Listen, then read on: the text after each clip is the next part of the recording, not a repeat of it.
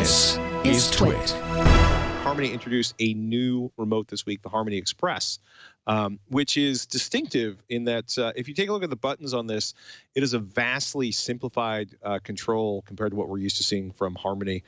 You can see it there in that sophisticated. There it is. There's a remote right there. Oh, wow. So instead of having like an LCD screen and 22 buttons, they are, as you might guess, using Amazon Alexa to bring voice commands or voice control to your home theater experience. So it is an interesting device, in part because I'm very curious to see how it holds up under my beloved wife's scrutiny, because she hates Alexa and Google HOME and anything else that talks back in the house. Part one and part two, because it kind of takes some time to get used to. Scroll up if you're watching the video. Scroll up, Kevin One Shot.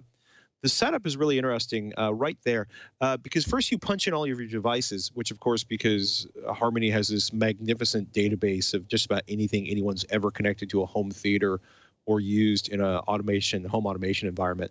But you essentially, you drag and drop those buttons you can kind of see on the screen to connect. Like, okay, my AVR is connected to my television, and then my Apple TV, my Roku, my Blu-ray player, my this, my that are connected to these different HDMI ports on my AVR.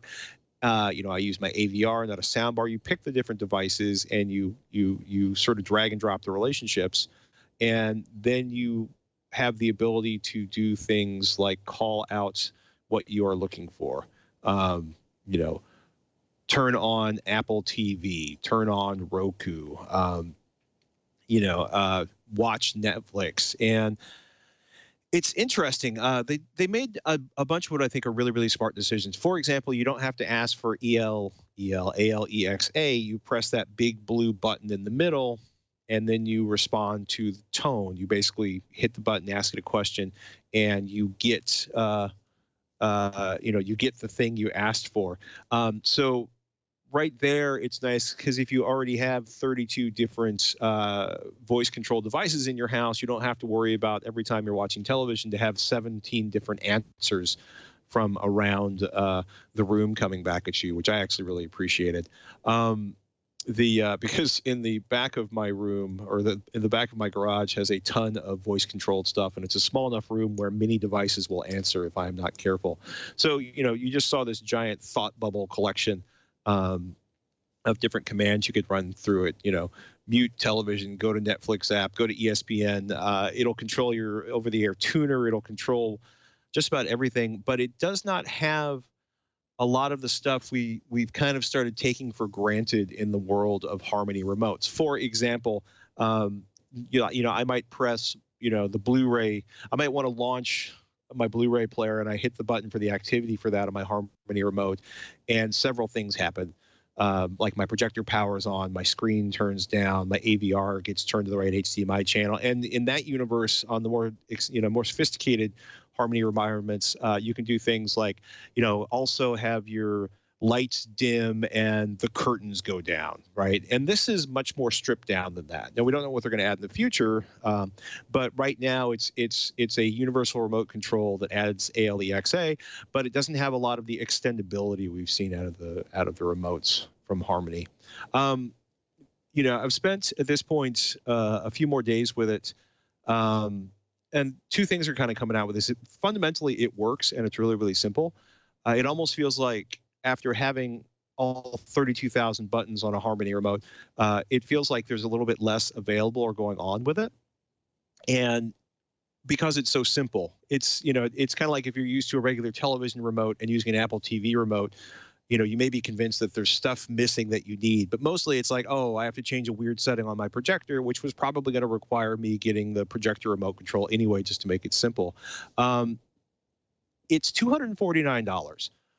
Wow. Which, yeah, that's the part I think is kind of difficult. Not because that's sort of an unprecedented price for a Harmony remote, because, the top of the line Harmony remotes are running, Harmony Companion is $150. The Harmony Elite is $350. That's their top of the line device. A basic Harmony Hub is $99 if you just want to control things with your smartphone.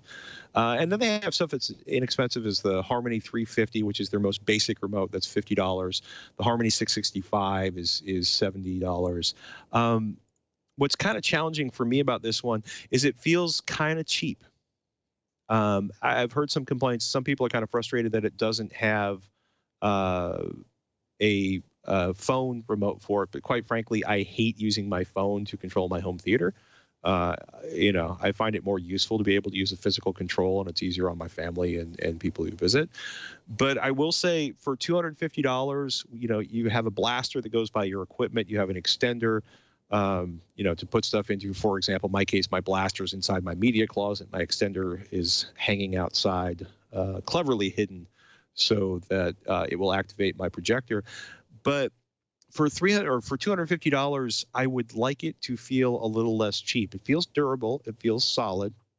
It feels very, very loud when ALEXA answers you. And of course, you can do all the stuff like, what's the weather? What time is it in Uzbekistan? All those odd questions people ask Amazon Alexa. Sorry. But for $250, I want it to feel more solid. I'm a little frustrated by that. And the more I play with it, the more I'm like, this is a premium price and it works very, very well. It does what it's supposed to do. Absolutely. But it would be nice if it didn't feel so damn cheap in my hands. Also, there have been a couple updates to the app that I am catching up on. It would be nice to be able to control the volume of ALEXA when it responds, because it can seem very, very loud around midnight when the rest of the house is sleeping and I'm quietly watching something that is not kid friendly or family approved. But interesting to see them moving in that direction. First Harmony remote we've seen in a very, very long time, and a different and more simplified TAC than we've seen Logitech traveling on with the Harmony lineup. Also, I was kind of amazed to see how many Harmony remotes are still counting this one. There's 1, 2, 3, 4, 5, 6, 7 remotes in the Harmony lineup. Again, running from $50 to $350.